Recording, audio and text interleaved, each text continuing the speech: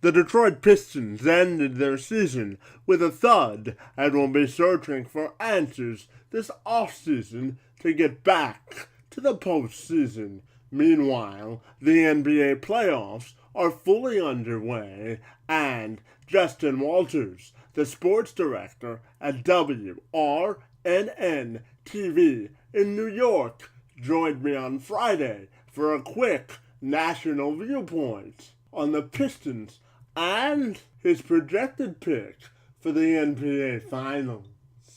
So, Justin, when we cover the Pistons a lot here back in this region of the country, and obviously the Pistons ended 10th in the East this year, and Stan Van Gundy, who is in charge for Detroit, has a lot of work to do in sort of forming an identity for this club. So I'm just wondering your thoughts on where the Pistons are headed and who's going to win the NBA championship this year.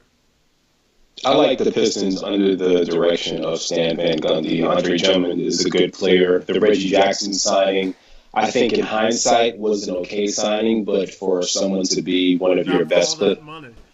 Yes, correct. Especially when he was playing back up to Russell Westbrook for a reason. I think it's clear that Reggie has talent, but he's more of a six-man option, definitely the leader of a second unit moving forward. But you have to look at how the East is structured. The Celtics have a lot of draft picks. The Cavaliers are going to have LeBron for a few more years. So what do we need to do to make our team better? And that's telling our players to get into the gym, get better. We have to put some pieces around Drummond because it's rare to have an interior force. That is what you need to use moving forward, a strong interior force. Not that many NBA teams have a player that can just dominate inside night in and night out. And he does it on both sides of the ball if he wants to.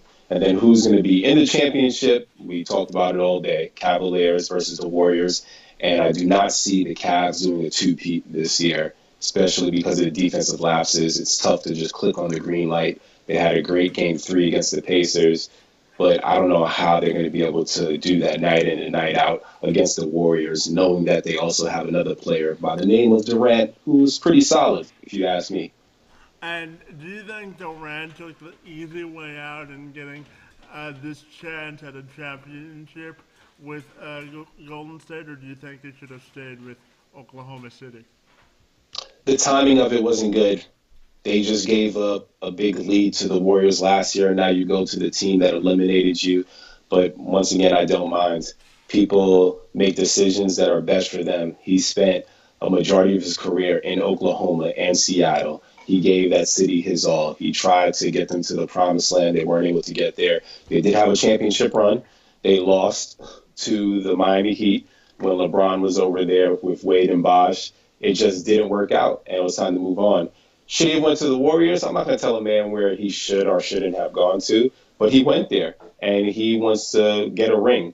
People get upset that they make these type of decisions. I have no qualms with that at all. Do what's best for you. And he wants to build a dynasty over there. Is it an easy way out? No, it's not an easy way out. It's going to be easier because you have unanimous MVP and Draymond Green, who's phenomenal, and Klay Thompson is one of the best shooters. So it's an easier route, but it's not the easy way out. Players would die for a championship. They do that all the time, where they just jump ship. Hey, Justin, we want to thank you for your time this morning chatting about the NBA playoffs here on the Two-Man Advantage podcast. We hope you enjoy the rest of the playoff season, and we want to thank you for your time this morning. Anytime, man. Thank you. Pleasure was all mine.